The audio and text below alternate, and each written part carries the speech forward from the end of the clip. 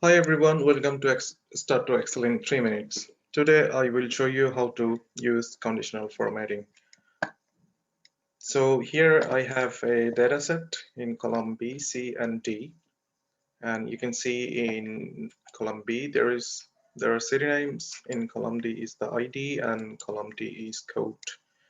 So I would like to look for a specific city here for code in in ID in column C.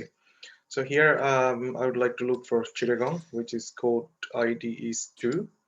And for this, I would like to see in the whole dataset, let's say I have millions, I mean, not millions, let's say thousands of rows, and I would like to see this one.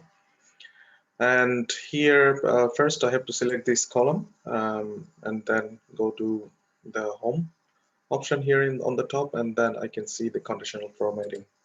Click here and then highlight sales rules. Greater than, smaller than you can use for number, less than also the number, between also the number, equal to also the number.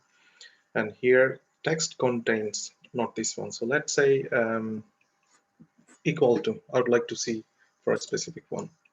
So equal to 2, and then I'd like to see it as green, and then click.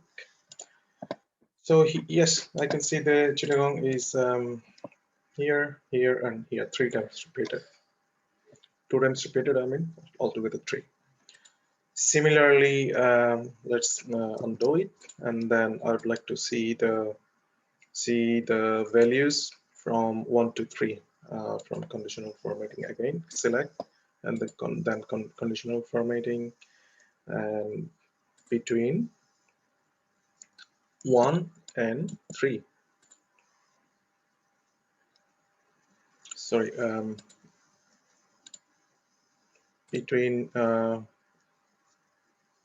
1 and 3. So green.